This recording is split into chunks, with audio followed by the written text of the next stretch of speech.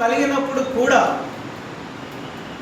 ఇబ్బంది కలిగినప్పుడు కూడా, వేదన కలిగినప్పుడు కూడా వారికి ఏమున్నదంట? సంతోషించారు. అది కృప. శ్రమ వచ్చినప్పుడు కృంగిపోవడం కాదు, శ్రమ వచ్చినప్పుడు సంతోషించారు. దేవుని కృప ఉంటే నువ్వేం చేస్తావు? శ్రమలో కూడా సంతోషిస్తావు. మాసిదోనియ సంఘాలకు అనేకమైన శ్రమలు. ఎందుకు అంటే పెద్దగా అభివృద్ధి చెందిన సంఘాలు కావు. మాసిదోనియా ప్రాంతంలో ఉన్నటువంటి సంఘాలు పెద్దగా అభివృద్ధి చెందలే. ఎందుకు చెందలే అంటే ఆ సంఘంలో ఎవరున్నారంట? చూడండి, బహుగా శ్రమల అత్యధికముగా సంతోషించిరి, మరియు వారు ఎవరంట? వారి ఏ సంఘం? వారి సంఘం ఎలా ఉంది? అందరూ పేదలతో కూడిన సంఘం. పేదలతో కూడిన సంఘంలో సంతోషం ఉంటుందా? పేదరికం ఉన్న దగ్గర సంతోషం ఉంటుందా? ఉంటుందా? అంటే ఒక ఇంటిలో పేదరికం ఉన్నది, ఆ ఇంట్లో సంతోషం లేదు. ఒక సంఘంలో పేదరిక సంఘంగా ఉన్నది, మన సంఘంలో సంతోషం ఉంటుందా? ఎక్కడైతే సంతోషం ఉండదో, దేవుని కృప ఉంటే అక్కడ సంతోషం ఉంటుంది. శ్రమలో కూడా నువ్వు సంతోషించగలిగే సామర్థ్యం నీకు ఉండాలి. అదే దేవుని కృప. దేవుడు కొంతమంది అంటే సరే చెప్పొచ్చు, దేవుని కృప అన్ని విషయాల్లో మనం దేవుని కృప సాధించామంటారు, వాస్తవం. ఎవరైనా దేవుని కృప వల్ల నేను శ్రమ వచ్చినా నేను సంతోషంగా నేను చెప్పగలుగుతారా? దేవుని కృప వల్ల ఇగో నాకు బాధ వచ్చింది, దేవుని కృప వల్ల నాకు శ్రమ వచ్చింది, దేవుని కృప వల్ల నాకు నష్టం జరిగింది అంటే, దేవుని కృప వల్ల నష్టం జరిగిందో లేదో మనకు తెలియదు, కానీ ఆ నష్టంలో దేవుని కృప వల్ల నేను సంతోషంగా ఉన్నాను అని ఎవరైనా చెప్పగలరా? స్టేట్మెంట్ ఇవ్వగలరా? ఒక ఇంటిలో ఒక వ్యక్తిని కోల్పోయినాం, శ్రమ కలిగింది, కానీ ఆ వ్యక్తి కోల్పోయిన దేవుడు నాకు ఉన్నాడనే సంతోషం ఉంటుందా? ఎవరైనా చెప్పగలరా స్టేట్మెంట్? కొంచెం డెప్త్గా ఆలోచించాలమ్మా. మాసిదోనియా సంఘాలు వారు శ్రమ పడుతున్న సందర్భంలో మంచిగా ఉన్నప్పుడు కాదు, ఆర్థికంగా ఎదిగినప్పుడు కాదు, జాబ్ వచ్చినప్పుడు కాదు, లేకపోతే ఇంకేదో అభివృద్ధి చెందినప్పుడు కాదు, కానీ శ్రమలో ఉన్నప్పుడు ఏ రకంగా సంతోషించారంట? అక్కడ ఒక అడ్జెక్టివ్ ఉన్నది, ఏంటది? అత్యధికముగా, ఎక్కువగా, బహుగా సంతోషించారు. ఎందుకో తెలుసా? వారు శ్రమను చూడలే, కానీ శ్రమ నుంచి బయటికి లాగగలిగే, శ్రమ నుంచి తప్పించగలిగే క్రీస్తు వైపు చూశారు. క్రీస్తుని చూసినప్పుడు మనకు ఆటోమేటిక్గా ఒక సమాధానం దొరుకుతుంది. ఈ శ్రమ నుండి విడుదల కలగజేసే వ్యక్తి ఒకరు ఉన్నారు, ఆ వ్యక్తి మన పక్షాన ఉన్నాడు అనేటువంటి సంతోషము ఏ సంఘాలకు ఉన్నాయి? మాసిదోనియా సంఘాలకు. అది చెప్తూ కొరింథీ సంఘాన్ని బలపరుస్తూ ఉన్నాడు. మీరు శ్రమలో ఉన్నప్పుడు సంతోషించడం నేర్చుకోండి. ఎప్పుడు సంతోషం వస్తుందంటే శ్రమ చూసినప్పుడు కృంగుబాటు వస్తుంది. శ్రమ నుండి బయటపడగలిగే వ్యక్తిని చూసినప్పుడు మనకి ఏమొస్తుంది? ఆ వ్యక్తి ఎవరో కాదు, క్రీస్తు. ఆ క్రీస్తును చూడండి. శ్రమను కాదు మీరు చూసేది, క్రీస్తును చూడండి. ఇబ్బందులు కాదు మీరు చూసేది, క్రీస్తును చూడండి. నిందలు కాదు, అవమానాలు కాదు, వేదనలు కాదు, క్రీస్తును చూడండి. ఆ క్రీస్తును నువ్వు శ్రమ ముందు పెట్టినప్పుడు ఆ శ్రమ నుండి, వేదన నుండి, ఇబ్బందుల నుండి బయటపడేటువంటి సామర్థ్యం ఎవరిస్తారు? దేవుడిస్తారు. అందుకే వాక్యం ఉంటుంది, నేను ఎప్పుడు బలహీనుడనో అప్పుడే బలవంతుడు. ఎందుకు బలవంతుడు అంటే నీలో ఉన్నవాడు లోకంలో ఉన్నవానికంటే గొప్పవాడు, బలవంతుడు. ఆ బలవంతుడు నువ్వు గ్రహించినప్పుడు ఆ శ్రమ కూడా సంతోషంగా మారిపోతుంది. క్లియర్? సో మాసిదోనియా సంఘాలు ఎలా ఉన్నాయి? శ్రమలో కూడా సంతోషించే సంఘంగా ఉన్నాయి.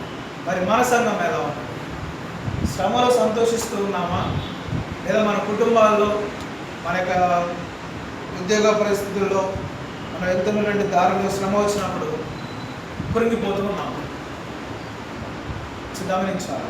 రెండవదిగా చూసినట్లయితే వారు నిరుపేదలైనను వారి దాతృత్వం ఎలా ఉందంట? గమనించండి అడ్జెక్టివ్స్. వారు నిరుపేదలైన వారి దాతృత్వం ఎలా ఉందండి? బహుగా బహుగా అంటే దాని అర్థం చాలా ఎక్కువగా. విస్తరించడం అంటే వ్యాప్తి చెందడం, అభివృద్ధి చెందడం. సార్ కొంచెం డీప్ వెళ్దాం. వారు దేనిలో విస్తరించారంట? బహుగా విస్తరించారు. దేనిలో చింటూ దేనిలో విస్తరించారు బాగా?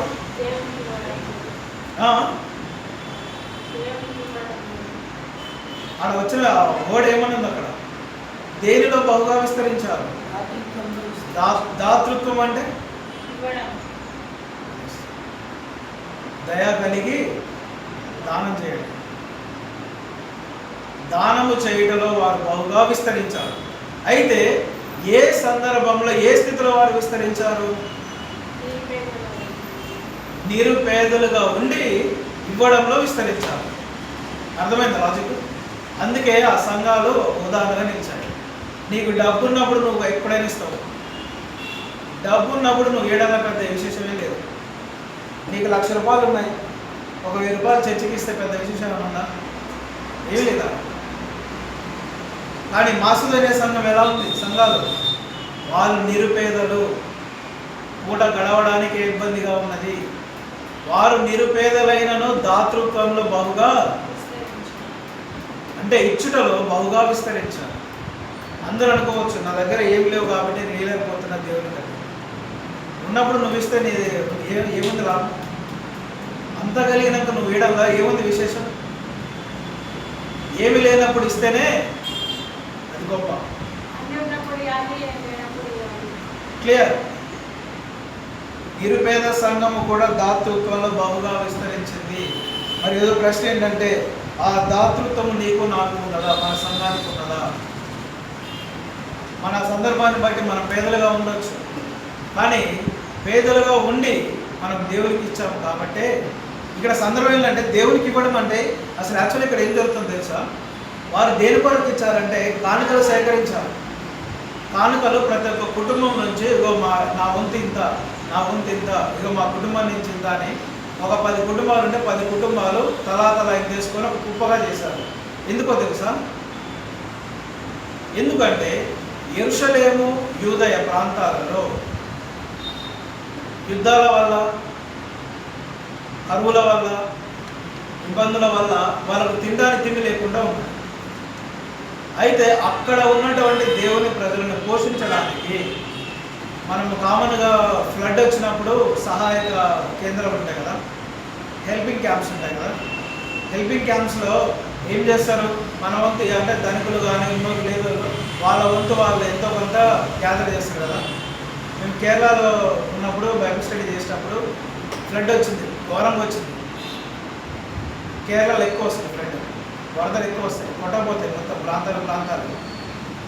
అయితే అక్కడ ఉన్నప్పుడు పెద్ద ఫ్లడ్ వచ్చింది. అసలు ఎంత దారుణం అంటే పరిస్థితి. ఈసాఫ్ తరపున, ఈసాఫ్ బ్యాంక్ అయినా ఎప్పుడన్నా ఈసాఫ్, అయితే ఆ బ్యాంక్ తరపున వాళ్ళ సహాయక చర్యలు చేపట్టినప్పుడు మా కాలేజ్ కూడా ఇన్వైట్ చేసుకుంటాం. మేము ఇక్కడ పెద్ద గోడౌన్, అక్కడ అన్ని రకాల సామాన్లు ఉన్నాయి, కొన్ని వేల సామాన్లు. ఒక్కొక్క కుటుంబానికి ప్యాక్ చేయాలన్నమాట. పిండి కానీ, కూరగాయలు కానీ, లేకపోతే వాచ్లు మొదలుకొని, చెప్పులు మొదలుకొని, దిద్దులు అన్నీ, అంటే ఒక కుటుంబానికి ఒక వ్యక్తికి కావాల్సిన ప్రతి ఒక్కటి డంప్ చేసి అక్కడ ప్యాక్ చేసేవాళ్ళు అనమాట. మేము కూడా అక్కడికి వెళ్ళాము. సో అక్కడ వెళ్ళి ప్యాక్ చేయడము, అక్కడి నుంచి ఒక గోడౌన్ నుంచి ఒక గోడ షిఫ్ట్ చేయడం, అట్లా చేసేవాళ్ళం. అయితే ఈ మాసిదోనియా సంఘంలో ఉన్న వాళ్ళకి ఏం చేశారంటే యెరూషలేములో ఉన్నటువంటి దేవుని పిల్లల కొరకు వాళ్ళు కరువులో ఇబ్బందులు ఉన్నారని తెలిసి వీళ్ళు ఇక్కడ వాళ్ళు నిరుపేదలైన, పేదరికంలో ఉన్నవానికి ఇంకొక పేదరికం గురించి అర్థమైంది. ఇబ్బందుల్లో ఉన్నవాడు ఇంకొక ఇబ్బందిని పట్టించుకుంటాడు, లేనివాడే ఇస్తాడు, ఉన్నోడు ఏడు. క్లియర్? సో ఈ సంఘం ఏం చేసింది? వాళ్ళంతా ఇగో నా తరపున 100 రూపాయలు, నా తరపున 10 రూపాయలు, నా తరపున ఇది, లేకపోతే అదే అని ఆ నిరుపేద సంఘాలు ఏం చేశాయంటే అంతా జమ చేసుకుని ఆ యెరూషలేము సంఘాన్ని పంపించాను, యెరూషలేముకు పంపించాను. ఇది దాతృత్వం, దయతో ఇవ్వడం, దానం చేసుకోవడం. వారు ఇబ్బందుల్లో ఉన్నారని వాళ్ళకి లేకపోయినా మీరేం చేశారు? ఉన్న దాంట్లో పంచుకొని ఉన్న దాంట్లో జమ చేసి ఆ యొక్క సంఘాలకు పంపారు, ఆ క్రైస్తవులకి పంపారు. ఇది సందర్భం. సో అలాంటి దయాగుణము మీరు కూడా కలిగి ఉండాలని పౌలు గారు కొరింథు సంఘానికి, మాసిదోనియా సంఘాలను ఉదాహరణ తీసుకొని మీరు కూడా ఇలా ఉండాలి, ఇలాగ ఇవ్వాలి, ఇచ్చే గుణం ఉండాలి. నువ్వు పేదరికంలో ఉన్నప్పుడు పేదరికాన్ని తలుచుకొని ఇవ్వకపోతే నువ్వు ఎదజల్లి అభివృద్ధి పొందలేవు. నీ దగ్గర గుప్పెడు ధాన్యమే ఉంది, నువ్వు ఎదజల్లితేనేగా నువ్వు సమృద్ధిగా పంట కోసేది. చిన్న ఎకరానికి ఎన్ని బస్తాల ఒడ్లు మనం చదువుతాం? 10. ఇక్కడ గమనించండి లాజిక్. ఒక ఎకరం పొలం ఉంటే మనం ఎకరం నిండా ధాన్యాన్ని పరుస్తామా? కానీ ఎన్ని కిలోల ధాన్యాన్ని చదువుతాం మన ఎకరానికి? ఎన్ని కిలోలు? ఓకే, ఒక 10 కిలోలు మార్జిన్ వేసుకుందాం. ఒక ఎకరానికి 10 కిలోలే. అది ఏ మూలకు వస్తాయి కదా కామన్గా మనం స్ప్రెడ్ చేస్తే ఒక ఎకరానికి ఏ మూలకు వస్తాయి. కానీ ఎప్పుడైతే ఆ 10 కిలోలు నువ్వు ఎకరం నిండా చదువుతావో ఎన్ని బస్తాలకు వస్తావు? దాదాపు ఒక ఎకరానికి 40 నుంచి 45 మధ్యలో. అంటే 10 కిలోల వడ్లు ఎక్కడ, 45 బస్తాలు ఎక్కడ? నా దగ్గర 10 కిలోలే ఉన్నాయి, నా దగ్గర ఎకరం పొలం ఉంది అని నువ్వు బాధపడుతూ కూర్చుంటే నువ్వు ఏమంటారు పంట కోస్తావు? 40 బస్తాలు పోయావు. నీ దగ్గర కొంచెమే ఉంది కానీ వెదజల్లడం నేర్చుకో. నువ్వు నిరుపేదవే కానీ సంఘంలో ఈడ నేర్చుకో. నువ్వు ఎప్పుడైతే నిరుపేదగా ఉండి పేదరికంగా నువ్వు దేవుని దగ్గర వెదజల్లుతావో సమృద్ధి అయిన పంటను కోస్తావు. లేదు నా దగ్గర 10 రూపాయలు ఉన్నాయి, నా దగ్గర 100 రూపాయలు ఉన్నాయి, నా దగ్గర 1000 రూపాయలు ఉన్నాయి, ఇస్తే మళ్ళీ నా కుటుంబానికంట పోషణకంట ఎస్ చూసుకోవాలా. కానీ ఉన్నదంతా ఎత్తు. పేద విధురాలు ఇచ్చింది, ఆమె ఉన్నదంతా ఇచ్చింది. సో అంతటి విశ్వాసము మనకుంటే ఇచ్చేసేయండి. లేదు అంటే ఉన్నదాంట్లో కొద్దిగానే మనం వెదజల్లడం ప్రారంభిస్తే మనం సమృద్ధి అయిన పంటను కోస్తాం. అందుకే వాక్యం ఏమనుంది? వెదజల్లి అభివృద్ధి పొందేవారు కలరు, తగిన దానికన్నా ఇచ్చి తక్కువ ఇచ్చి లేమికి వచ్చేవాళ్ళు కలరు. మరి ఏ స్టేజ్లో ఉన్నారది మీ ఇష్టం. ఈ మాసిదోనియా సంఘాలు ఎలా ఉన్నాయి? వారి దగ్గర ఉన్నది కొంచెమైనా ఆ కొంచెంలో నిరుపేదలకి, అనాథలకి, ఇబ్బందులు ఉన్న వారికి వాళ్ళకి ఇచ్చే స్థితిలో ఉన్నారు. క్లియర్? సందర్భము వాళ్ళకి ఇవ్వడం, దేవునికి ఇవ్వడం, నువ్వు చర్చలు ఇవ్వడం మాత్రమే కాదు, చర్చలు మాత్రం ఇవ్వడం కాదు. ఇక్కడ గమనించండి, చర్చలు ఇచ్చారంటే చర్చి సొమ్ము, ఆ చర్చి సొమ్ములో సగం పేదలకు పంచాలా, చర్చికి వాడాలా, సంఘంలో ఇబ్బంది ఉన్న వారికి వాడాలా.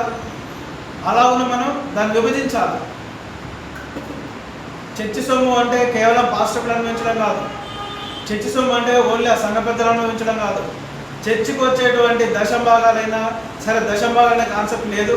ఒకవేళ తీసుకొచ్చినా లేకపోతే నువ్వు ఏ కానుకలు ఇచ్చినా పాస్టర్ ఒకడు, సేవకుల కుటుంబం ఒకటి అనుభవించడానికి కాదు. అది తప్పు. దేవుని సొమ్ము అంటే దేవుని ప్రజలకు ఇవ్వాలి, ఇబ్బందుల్లో పరామర్శించాలా, అనాథ పిల్లలు ఆదుకోవాలా. ఎల్లకాలం మనం ఆదుకోలేం కానీ ఉన్న దాంట్లో వాళ్ళకి కూడా కొంచెం భాగం తీయాలి. అది వాడకం. దేవుని సొమ్ము దేవునికి సంబంధించాలి, కేటాయించాలి. అందుకే వీళ్ళు ఏం చేస్తున్నారు? పౌలు గారు ఏమంటున్నాడు? దాతృత్వంలో వారు బహుగా విస్తరించారు. వాళ్ళు ఇచ్చిన 1 రూపాయి అయినా మనస్ఫూర్తిగా ఇచ్చిన వాళ్ళు, అది విస్తరించడం. నాకు లేదు, నేను ఇయ్యలేను అట్నే ఉంటావు. నాకు లేకపోయినా నేను దేవునికి ఇస్తా అంటే నీ హృదయాన్ని చూస్తాను, దేవుడు ఇంకా ఎక్కువ ఇస్తాను. అందుకే మనం కూడా గమనించాలి. మన మందిరానికి కానుకలు వస్తున్నాయంటే అది ఎక్కువ మొత్తంలో వచ్చినప్పుడు మనం బయటికి వెదజల్లడానికి అవకాశం ఉంటుంది, తక్కువ మొత్తంలో వచ్చినప్పుడు సంఘానికి వాడడానికి అవకాశం ఉంటుంది.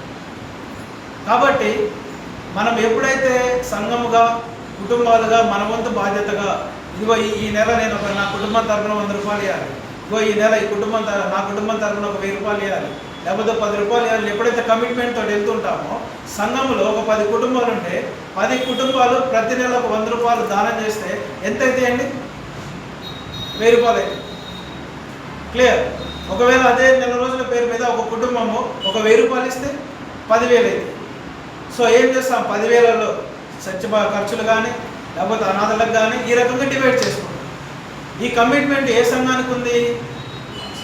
మాసిదోనియ సంఘాలకు ఉన్నది. ఆ కమిట్మెంట్ మనకు ఉండాలా?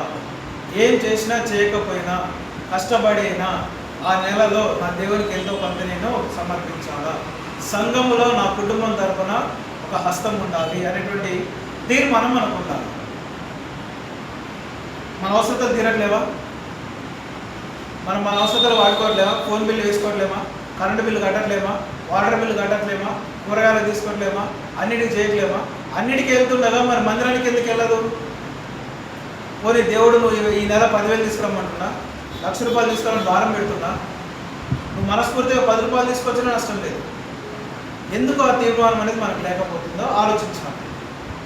కానీ మాసిదోనియ సంఘాలు నిరుపేదలైనను దాతృత్వంలో వారు బహుగా విస్తరించారు. అందుకే పరిశుద్ధ గ్రంథంలో మాసిదోనియ అనేటువంటి సంఘాలు లిఖించబడ్డాయి. నిరుపేదలైనప్పటికీ దాతృత్వంలో, ఇక్కడ గమనించాల్సిన నువ్వు ఇవ్వడం ముఖ్యం కాదు, నీకు ఇచ్చే మనస్సు ముఖ్యం. అందుకే ఇక్కడ చూడండి 10వ వచనం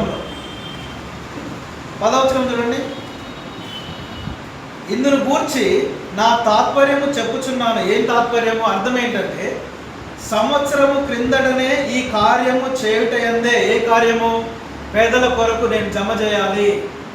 1 సంవత్సరం పాటు అంతా కూడగడదాం మనం, సంఘం అంతా కలిసి, కుటుంబాలన్నీ కలిసి నెల వారం ఎంతో కొంత జమ చేద్దామని అనుకున్నారే బహుశా. సంవత్సరము క్రిందటనే ఈ కార్యము చేయుటయందే గాక, ఇక్కడ గమనించండి బాగా, చేయుటయందే గాక అంటే కార్యము చేయడం మాత్రమే కాదు, కానీ తలపెట్టుటయందు కూడా మొదటి వారై ఉండిన మీకు మేలు. తలపెట్టుడు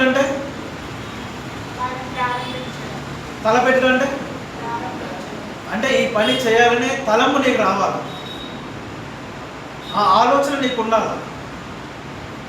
పౌలు గారు ఏమంటుడు, వాక్యం స్పష్టంగా తెలియజేస్తుంది, కార్యము చేయడం మాత్రమే కాదు, కానీ నువ్వు కార్యం అంటే అంతా రెడీ అయింది, పని స్టార్ట్ అయింది. ఎగ్జాంపుల్, ఈరోజు మనము పండ్లు డిస్ట్రిబ్యూట్ చేద్దాం అనుకుంటున్నాం. 6ంటికి మనం టైం ఫిక్స్ చేసినాం. సో 6 o'clockకి పండ్లన్నీ ట్రేలు రెడీగా ఉన్నాయి. ఈ వ్యక్తి వచ్చి ఏం చేసినంటే హడావుడిగా ముందుకు వచ్చి నేను వస్తాను, నేను స్టార్ట్ చేస్తాను వచ్చిండు. ఓకే రైట్, మంచిదే, సమయాన్ని ఇచ్చిండు. ఇప్పుడు ఇక్కడ ఫస్ట్ లైన్లో ఏమని దాని అర్థము? కార్యము చేయటం ఎందే కాదు మొదటిగా ఉండాల్సింది నువ్వు. కార్యం చేయటం ఎందే వచ్చి ఆ ట్రేలో ఉన్న పనులను తీసి పక్కన వాళ్ళకి వేయడం మాత్రమే కాదు, అందులో నువ్వు ఫస్ట్ ఉంటే కుదరదు. దాంతోపాటు ఎందుకంటే నువ్వు ఫస్ట్ ఉండాలా? కార్యము తలపెట్టుటయందు అంటే ఈ రోజు లేకపోతే ఈ దినాన లేకపోతే ఈ వారంలో ఇగో వీళ్ళకి మనము పండ్లు పంచుదాము, అన్నదానము చేద్దామనే ఆలోచన నీకు రావాలి. ఆ ఆలోచనలో కూడా నువ్వు ఫస్ట్ ఉన్నావు. అది ఎప్పుడు వస్తుంది అంటే ఇచ్చే గుణం ఉన్నప్పుడు వస్తుంది. అవునా కదా? కార్యము తలపెట్టుట ఎందు ఎవరు ఎక్కువ తలపెడతారంటే ఇచ్చే గుణం ఉన్నోళ్ళే తలపెడతారు. అరే 10 మందికి మనం ఎలా హెల్ప్ చేయాలన్నప్పుడే ఆలోచన ఎవరికైతే ఉంటుందో వాళ్ళు ఏం చేస్తారు అంటే ఇగో ఈ టయానికి ఇంత జమ చేసుకొని ఇలా పంచుదాం వీళ్ళకి ఇద్దామనే ఆలోచన ఉంటుంది. అయితే దేవుని వాక్యం ఏమి సెలవిస్తుంది? కార్యము తలపెట్టుట యందు కూడా మొదటి వారై ఉండినా మీకు మేలు. ఎవరో వచ్చి చెప్తే నువ్వు చేయడం కాదు, నువ్వు చెప్పే స్థితిలో ఉండాలా, నీకు ఆలోచన వచ్చే స్థితిలో నువ్వు ఉండాలి. నువ్వు ఆలోచన తెచ్చుకొని 10 మందికి చెప్పాలి, ఇదిగో మనం ఇలా చేద్దాం, ఇలా పంచుదాం, ఇలా ఇద్దాం, దీనికి ఇగో నా వంతు ఇది, నీ వంతు ఇది అని ఎవరైతే అలా ముందుకు వచ్చి ఇస్తూ ఉంటారో దేవుడు ఏం చేస్తుంటే వాళ్ళని బహుగా దీవిస్తాడు. అది కృప. అంటే సంఘాలు కృపలో వర్ధిల్లాయి కదా, అది కృప. దాతృత్వము కలిగిన మనసు ఉండడం కృప, ఇచ్చే మనసు ఉండడం కృప. దేవుని కృప ఉంటే నీకు దాతృత్వమైన కృప మనసు ఉంటుంది. దేవుని కృప నీ ఏదైనా ఉంటే, దేవుని కృపను నువ్వు ఉంటే ఇచ్చే గుణము నీకు ఉంటుంది, కార్యము చేసే గుణము నీకు ఉంటుంది. దేవుని కృప ఉంటే. దేవుని కృప లేకపోతే బిగపడతాము, ఇచ్చేది కూడా ఆపేస్తాము, నలుగురికి పంచనీయం. క్లియర్? చూడండి, మేలు కావున 11వ వచనం, తలపెట్టుటకు సిద్ధమైన మనస్సు మీలో ఏలాగూ కలిగెనో. వాళ్ళు ఏమనుస్తుందండి? కార్యం చేయడానికి కాదు, ఇగో ఈ కార్యం ఇక్కడ చేద్దాం అనేటువంటి ప్రణాళికలు వేసే మనసు వాళ్ళకుంది. ఎలా కలిగినో అలాగే మీ కలిమి కొలది, మీకు కలిగినది కొలది, కలిగిన దాని కొలది సంపూర్తిగునట్లు మీరు ఆ కార్యమును ఇప్పుడు నెరవేర్చుడి. మొదట ఒకడు సిద్ధమైన మనసు కలిగి ఉంటే శక్తికి మించి కాదు, కానీ కలిమి కొలదియే ఇచ్చినది ప్రీతికరమగును. నేను సంఘ కాపురిగా ఉండి మీ మీద 10,000 తీసుకురా అంటే అది ప్రీతికరం ఉండదు దేవునికి. వాక్యం ఏమి సెలవిస్తుంది?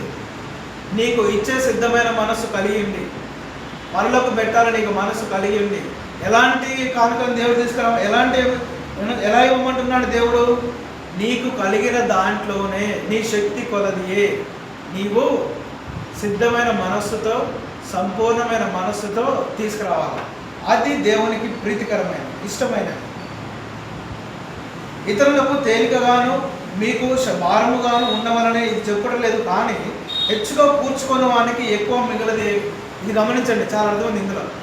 హెచ్చుగా కూర్చుకున్న వానికి ఏమన్నా కలిగి ఉంటాడా? మిగిలేమన్నా మిగులుతుందా? దానికి హెచ్చుగా కూర్చుంటే అన్న మిగులుతుందా? మిగలదు. తక్కువగా కూర్చుకున్న వానికి తక్కువ ఏమైనా ఉంటుందా? అందరికి సమానమే. హెచ్చుగా కూర్చుకున్నా మిగిలేది ఏమీ లేదు, తక్కువ కూర్చుకున్నా తక్కువైంది ఏమీ లేదు. అందరూ ఒకటే బొందలో పోవాలి. పోయేటప్పుడు ఎవడేం తీసుకోకూడదు. అని కార్లు ఉండని, మేడలు ఉండని, అంతస్తులు ఉండని, లేకపోతే పూరి గుడిసెలు ఉండని తీసుకుపోయేది ఉన్నంత ఏమీ లేదు అని వ్రాయబడిన ప్రకారం అందరికీ సమానముగా ఉండు నిమిత్తము ప్రస్తుత మందు మీ సమృద్ధి వారి అక్కరకును, మరి ఒకప్పుడు వారి సమృద్ధి మీ అక్కరకును. గమనించండి, రెసిప్రోకల్. మ్యాథ్స్లో రెసిప్రోకల్ విన్నారా? ఇటు నుంచి అటు, ఇటు నుంచి అటు, అటు నుంచి అటు. Reciprocal, infinity. లైక్ ఎందుకు చెప్తున్నాడు ఇవ్వాలి అని? ఈరోజు మీరు ఇచ్చే స్థితిలో ఉంటే పొందుకునే స్థితిలో ఒకరు ఉంటారు, రేపు రోజులో పొందుకునే స్థితిలో మీరుంటే వాళ్ళు ఇచ్చే స్థితిలో ఉంటారు. సంఘం అంటే సహాయం చేసుకునే సంఘము. సంఘము అంటే ఒకరికొకరు ఇచ్చుకునే సంఘము. సంఘము అంటే ఒకరు ఇబ్బందులు ఉన్నప్పుడు ఒకరు చేయజాల్చే సంఘము. సంఘము అంటే ఒకరు బాధల్లో ఉన్నప్పుడు ఒకరు నిలబడాల. ఒక కుటుంబం ఇబ్బందులు ఉంటే సంఘం మొత్తం నిలబడాలి. మళ్ళీ ఇంకొక సంఘంకు ఇబ్బందులు ఉన్నప్పుడు ఈ సంఘం నిలబడిన కుటుంబం రాదా? వస్తుంది. ఈరోజు చింటుకు ఎగ్జాంపుల్, ఇబ్బంది కలిగింది, ఎక్స్చేంజ్ చేసినాడు, సంఘంగా వెళ్ళి సపోర్ట్ చేసినాడు, కొంచెం సెట్ అయ్యాడు. ఒకనొక రోజు నెక్స్ట్ ఇబ్బంది రాదా? అప్పుడు ఎవరు వస్తారు? చింటూ వస్తాడు, మళ్ళీ సంఘం వస్తుంది. ఇలా ఒకరికొకరు హెల్ప్ చేసుకుంటూ ఎదగాలని వాక్యం సెలవిస్తుంది.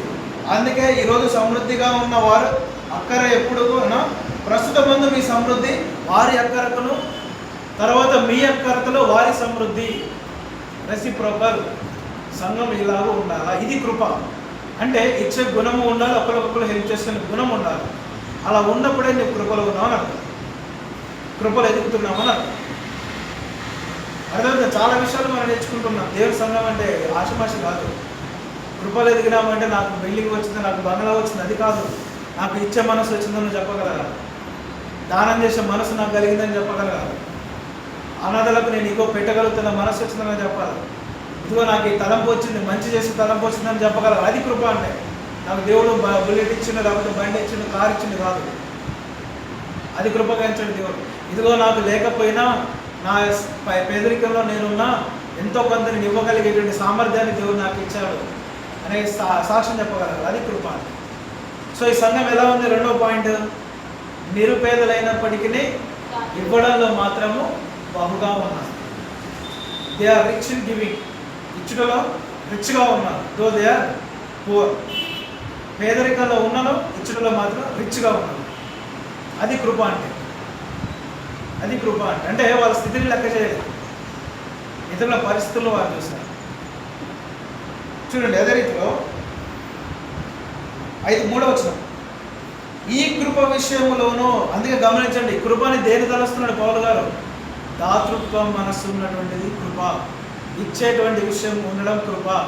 ఈ కృప విషయంలోనూ, పరిశుద్ధుల కొరకైన పరిచర్యలో పాలు పొందు విషయంలోనూ మనపూర్వకముగా మమ్మును వేడుకొనుచు వారు తమ సామర్థ్యము కొలదియే గాక సామర్థ్యం కంటే ఎక్కువగాను తమంతట తామే. ఇక్కడ 2 విషయాలు గమనించండి. ఇచ్చిరని మేము మీకు సాక్ష్యం ఇస్తున్నాను. కొంచెం పై వచనం చూడండి, అంటే 5 లైన్స్ ఒకసారి చదువుతా వినండి. ఈ కృప విషయంలోను పరిశుద్ధుల కొరకైన పరిచర్యలో పాలు పొందు విషయములోను మనపూర్వకముగా మమ్మును వేడుకొనొచ్చు. దాని అర్థం ఏంటంటే మమ్మల్ని వేడుకొనొచ్చు అంటే ఎవరు వేడుకుంటున్నారు? ఎవరు వేడుకుంటారు? ఎవరు వేడుకుంటారు? ఎవరిని వేడుకుంటారు? ఇక్కడ పౌలు గారు వచ్చి సంఘాన్ని దానం చేయమని అడుగుతున్నారా? లేకపోతే సంఘాలు పౌలు దగ్గరికి వచ్చి అయ్యా మేము ఇస్తాం తీసుకోండి అంటున్నారా? ఇది కృప. సేవకుడు వచ్చి సంఘాన్ని అడగలే, పౌలు గారు వచ్చి సంఘాన్ని అడగలే. సంఘమే పౌలు దగ్గరికి పోయి, అపోస్తుల దగ్గరికి పోయి, సేవకుల దగ్గరికి పోయి ఇదిగో మేము ఇస్తాము తీసుకోండి వేడుకున్నారంట. ఇది కృప అంటే. ఆ సంఘాలు ఎలా అభివృద్ధి చెందుతున్నాయి? ఒకరు అడగక ముందే వాళ్ళ పరిస్థితిని గమనించి, వారి ఇబ్బందిని గమనించి, వారి కళ్ళ వారే ముందుకు వచ్చి, వాళ్ళ కళ్ళ వారే సిద్ధమైన మనసు కలిగి ముందుకు వచ్చి ఇదిగో మేము ఇస్తాము తీసుకెళ్ళండి అని వేడుకుంటూ ఉన్నారు సేవకులని, అపోస్తలుని. ఇలాంటి సంఘాలు ఉన్నాయండి నేటి కాలంలో. మేము ఇస్తాను తీసుకోండి అనే సంఘాలు ఉన్నాయా? ఇదిగో ఇక్కడ ఒక ఏమంటారు, ఊరవతల అనాథలు ఉన్నారు, లేకపోతే జంగళాలు ఉన్నారు, లేకపోతే అడుక్కునేటోళ్ళు ఉన్నారు, లేకపోతే ఇప్పుడు ఇబ్బందులు ఉన్నారు. ఒక రోజు పోయి మన అన్నం పెడదాం, ఒక రోజు పోయి మన సంఘం తరపున ఇచ్చేద్దాం, లేకపోతే హాస్పిటల్ ఇబ్బందులు ఉన్నారు, లేకపోతే ఈ ఫ్యామిలీ ఇట్లా ఉన్నది, ఇగో మన తరపున మనం పోయి కార్యక్రమాలు చేద్దామని సంఘం వచ్చి సేవకులు చెప్పే స్థితిలో ఉన్నాయి సంఘాలు ఏమన్నా లేవు. కానీ మాసిదోనియ సంఘాలు అలా ఉన్నాయి. అందుకే మాసిదోనియ సంఘాలు చరిత్రలో పరిశుద్ధ గ్రంథంలో లిఖించబడ్డాయి. ఒక మంచి ఉదాహరణ కలిగిన సంఘాలు.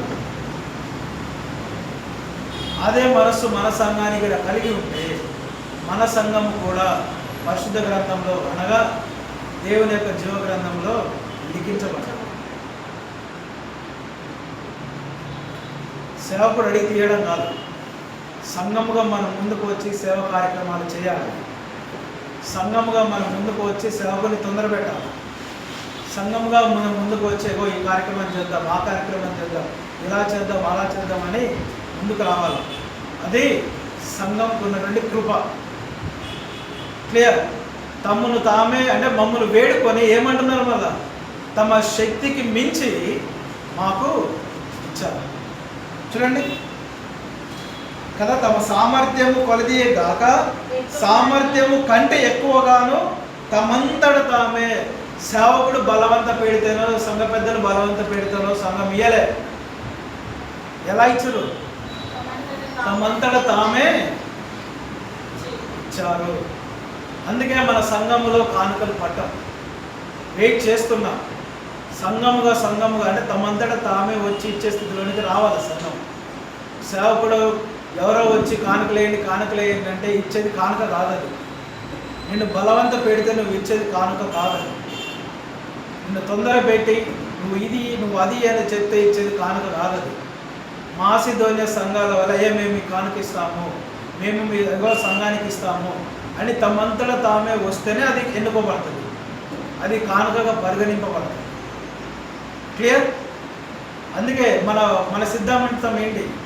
బలవంత పెట్టి తీసుకునేటువంటిది కాదు, మనస్ఫూర్తిగా ఇవ్వాలి, మనస్ఫూర్తిగా ముందుకు రావాలి.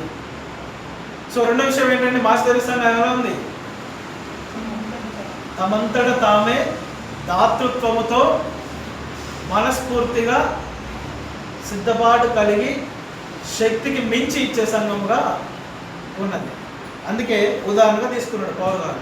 మూడో విషయాన్ని చూసుకొని మనం ముగించుకుందాం. మూడో విషయం ఎందులో ఉదాహరణగా ఉందంటే 5వ వచనం చూడండి. ఇదిగాక మొదట ప్రభువునకును దేవుని చిత్తము వలన మాకును. ఇక్కడ గమనించండి, కొంచెం విభజిద్దాం ఈ వచనాన్ని. ఇదిగాక మొదట ఎవరికంటే వారు ప్రభువునకును, తర్వాత దేవుని చిత్తము వలన మాకు అంటే అపోస్తలులకు, పౌలుకి, పరిచయం చేసేవారికి, పరిచయంలో ఉన్నవారికి, బోధకులకి, సేవకులకి, మాకును ఏం చేశారంట? తమ్మును తామే అప్పగించుకొనిరి. ఆ మాసిదోనియ సంఘాలు ఏం చేశారండి? పరిచర్యకు తమ్మును తామే అప్పగించుకున్నారు. ఏదైనా ప్రోగ్రాం ఉంది, వెళ్ళొద్దాం రాని బతిమలాడితే తప్ప రాని యవనస్తులు సంఘాలు ఉన్నాయి కదా, కుటుంబాలు. ఇక్కడ మీటింగ్ ఉంది, అక్కడ పరిచయం ఉంది, స్వార్థ ఉంది, రండి రండి వ్యాన్లు పెట్టి, కార్లు పెట్టి, బండ్లు పెడితే పెట్టినా సరే రాని సంఘాలు ఎన్నో. అయితే మాస్టర్నే సంఘం ఎలా ఉందంట? ఫస్ట్ దేవునికి సమర్పించుకున్నారు, దేవునికి అప్పగించుకున్నారు కాబట్టి వారికి ఏ హృదయం ఉన్నది? దేవునికి అప్పగించుకున్న మనము దేవుని సేవకునికి, అంటే సేవకు కూడా అప్పగించుకోవాలనే ఆలోచన ఉంది వాళ్ళకి. దేవుని సేవకు అప్పగించుకోవాలి అంటే ఎవరి పక్కన ఉండాలా? సేవకుల పక్కన ఉండాలి, సంఘం పక్కన ఉండాలి, సంఘంతో ఉండాలి. ఎప్పుడైతే నువ్వు సంఘముతో సహవాసంలో ఉంటావో, సేవకునితో సహవాసంలో ఉంటావో, అప్పుడు నువ్వు ఎవరి పనిలో ఉన్నావని అర్థం? దేవుని పనిలో, పరిచర్యలో ఉన్నావని అర్థం. ఇది గమనించినటువంటి మాస్తైన సంఘాలు ఎవరికి అప్పగించుకోరంట? ఇద్దరికి అప్పగించుకున్నారు, ప్రభువునకును సేవకును. అంటే అప్పగించుకోవడం అంటే డైరెక్ట్గా 24 గంటలు సేవకుని చుట్టూ తిరగడం కాదు. అందుబాటులో ఉండడం, పరిచర్యకు అందుబాటులో ఉండడం. అయ్యా ఈ పని ఉన్నది, ఈ పరిచర్య ఉన్నది, ఈ స్వార్థ ఉన్నది, అందుబాటులో ఉండడం. ఫోన్ కాల్ దగ్గర రావడం. ఆ కాలంలో ఫోన్లు ఏం లేవు, సమాచారాలు అందించుకోవడం. సమాచారం అందించాలంటే ఆ ఊరి నుండి ఊరికి రావాల్సిందే, అది నడక ద్వారానో లేకపోతే అక్కడ ఇంత ఫెసిలిటీస్ మనకు లేవుగా. ఈరోజు ఒక ఫోన్ కాల్ 1 సెకండ్లో సమాచారం పోతుంది. కానీ అప్పుడున్న కాలంలో పరిస్థితులు ఏంటి? ఏమి ఫెసిలిటీస్ లేని సందర్భంలో వాళ్ళంతా గొప్ప పరిచర్య చేశారు. ఏ కమ్యూనికేషన్ లేని సందర్భంలో అంత గొప్ప పరిచర్య చేశారు. సంఘాలు స్థాపిస్తే ఫుల్లీ అప్డేటెడ్ మోడర్న్ జనరేషన్లో ఉన్నాం. మనం ఏం చేస్తున్నాం? ఇళ్ళ నుంచి బయటికి రావడానికే మన పరిస్థితులు అట్లా ఉన్నాయి. కాబట్టి సంఘం ఆలోచించాలి, మన సంఘం ఎలా ఉంది? నువ్వు దేవునికి అప్పగించుకోలేదు కాబట్టి నువ్వు పరిచర్యకు అప్పగించుకోవట్లేదు. నువ్వు దేవునికి అప్పగించుకోలేదు కాబట్టి పరిచర్యకు, సేవకునికి అప్పగించుకోవట్లేదు. మాసిదోనియా సంఘాలు మొదట ప్రభువునకును వారు అప్పగించుకున్నారు. ముందు దేవుడు ఏంటో తెలుసుకున్నారు, దేవునికి తమను తాను అప్పగించుకున్నారు. కాబట్టి ఎల్లప్పుడూ దేవుని పనికి అందుబాటులో ఉన్నారు, ఎల్లప్పుడూ దేవుని పనికి అందుబాటులో ఉన్నారు. అది సేవకునికి అప్పగించుకోవాలి, అది సంఘానికి అప్పగించుకోవాలి. నీ పని నువ్వు చేయాలా, నీ ఉద్యోగం నువ్వు చేయాలా, నీ బిజినెస్ నువ్వు చేయాలా, నీ వ్యాపారం నువ్వు చేయాలా, నీ ఇంటి నువ్వు పోషించుకోవాలా. ఎట్ ది సేమ్ టైం పరిచర్య ఉన్నప్పుడు నీ ప్రెజెన్స్ అక్కడ ఉండాలి. అన్నీ వదిలిపెట్టి చర్చ చుట్టూ తిరగడం కాదు, అది కాదు సేవ. ఆ పని సేవకుడు చేస్తాడు. సంఘస్థులుగా మీరేం చేయాలా? నీ ఉద్యోగంలో ఉండి నువ్వు పరిచర్యలో ఉండాలి. అప్పుడు గొప్పగా ఉంటుంది ఈ పరిచర్య. ఒకవైపు నువ్వు పని చేస్తూ ఒకవైపు నువ్వు పరిచర్య చేసినప్పుడు దానికి విలువ ఉంటుంది సమాజంలో. క్రైస్తవులు అంటే పనిది మానేసి తిరిగేటోళ్ళు కాదు.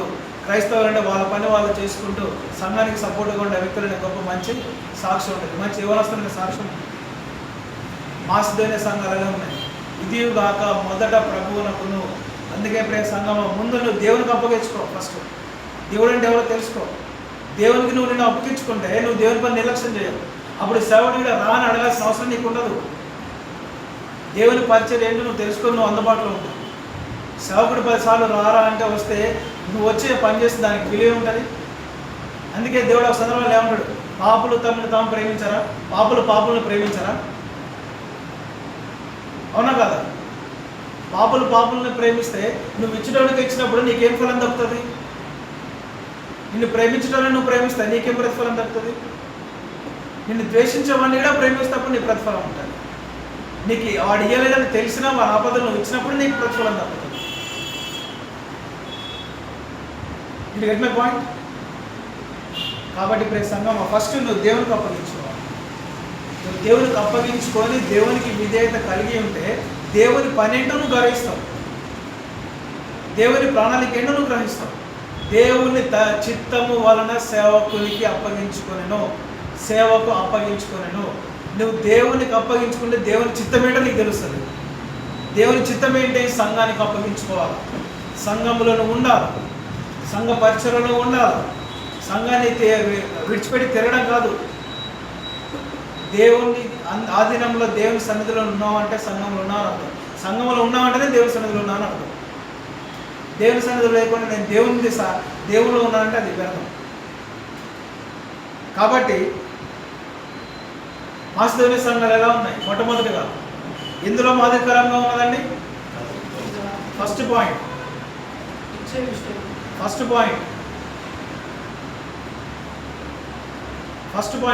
ఎందులో వాళ్ళు కృపలో వర్ధిల్లారు? దేవుని కృప అంటే ఏంటిది? అది ఏ సందర్భంలో దేవుని కృపగా వాళ్ళు ఎంచారు? శ్రమలలో ఉండి బహుగా సంతోషించారు వాళ్ళు. మర్చిపోతున్నాం, ఎప్పుడైనా అప్పుడే మర్చిపోతున్నాం మనం. మొట్టమొదటిగా మాసిదోనియా సంఘాలు ఎందులో ఉన్నారు? దేవుని కృప అంటే దేవుని కృప అంటే నాకు కారు ఇచ్చిండు, బంగ్లా ఇచ్చిండు, నాకు అది ఇచ్చిండు, ఇది ఇచ్చిండు కాదు. శ్రమలో కూడా నేను సంతోషాన్ని ఇచ్చిండని చెప్పడమే దేవుని కృప. మాసిదోనియా సంఘాలు వారు శ్రమలలో ఉండి అత్యధికముగా సంతోషించారు. శ్రమలు అత్యధికముగా సంతోషించారు. ఎన్నెన్నో గొప్ప సాక్ష్యాలు వింటారు చర్చెస్లో. దేవుడు నాకు ఇల్లు కట్టేయడానికి కృపను అనుగ్రహించింది, దేవుడు నాకు కారు కొనుక్కోవడానికి కృపను అనుగ్రహించిండు, దేవుడు నాకు వివాహం చేసుకోవడానికి కృపను అనుగ్రహించిండు, దేవుడు నాకు బిజినెస్ ప్రారంభించడానికి కృపను అనుగ్రహించిండు. వాస్తవమే. ఏ ఒక్క సాక్ష్యంలో నేను శ్రమలో ఇబ్బందుల్లో ఉంటే నేను సంతోషించడానికి దేవుడు కృపను అనుగ్రహించాలని చెప్తారా? నాకు లేకపోయినా నేను శ్రమలో ఉన్నా ఇగో నేను బహుగా సంతోషిస్తున్నానే ఎవరైనా సాక్ష్యం చెప్పగలుగుతారా? అది కృప అంటే. సంఘం కృపలో వర్ధిల్లడం అంటే అది. నీకు ఏది ఉన్నా లేకపోయినా, శ్రమ ఉన్నా లేకపోయినా నీకు సంతోషం ఉంటుంది. అది దేవుని కృప. అందుకే దేవుడిని ఆనందించడం ఎల్లప్పుడూ ప్రభువునందు ఆనందించండి. సో మొట్టమొదటిగా ఎందులో వారు ఉదాహరణగా ఉన్నారు? శ్రమలో ఉండి సంతోషించారు. బాధపడలే, కృంగిపోలే, శ్రమలో ఉండి సంతోషించారు. మనకేం లేదు, ఆర్థికంగా మనకేం లేదు, అయినా మనం హ్యాపీగా ఉన్నాం, హ్యాపీగా ఆరాధన చేస్తున్నాం, హ్యాపీగా ఉంటున్నాం. టయానికైనా వచ్చి కారణం ఏంటంటే దేవుని కృప. అది సంతోషించాలి. దేవుడు ఇస్తాడనే సంతోషం మనకు ఉండాలి. రెండో విషయంలో ఎలా ఉన్నారు వాళ్ళు? నిరుపేదల ఇంటి దేనిలో వారు ధనికులుగా ఉన్నారు? దాతృత్వంలో ధనికులుగా ఉన్నారు. మాసిదోనియా సంఘాలు కుటుంబంలో నిరుపేదలుగా ఉంది, అనాథలకు, లేని వారికి, ఇబ్బందులు ఉన్న వారికి, ఆ యెరూషలేములో ఉన్నటువంటి వివిధ ప్రాంతాల్లో ఉన్న క్రైస్తవులు, ఇబ్బంది పడుతున్న క్రైస్తవులకు ధారాళము ఇచ్చుటల వారు దాతృత్వం కలిగి ఉన్నారు. అది కృప అంటే. నీకు లేకపోయినా దేవుని పరిచయం ఇవ్వడం కృప అంటే. అలాగని ఉన్నదంతా ఇవ్వడం కాదు. నీ శక్తి కొలది నువ్వు ఇవ్వాలి, నీ సామర్థ్యం కొలది నువ్వు ఇవ్వాలి. క్లియర్? ఇక్కడ మనం రెండు విషయాలు అర్థం చేసుకోవాలి. సంఘము నీ శక్తి కొలది సంఘానికి కానుకలు తీసుకురావాలా, సేవకుడు ఏం చేయాలా? తీసుకొచ్చిన కానుకలను పంచాలి.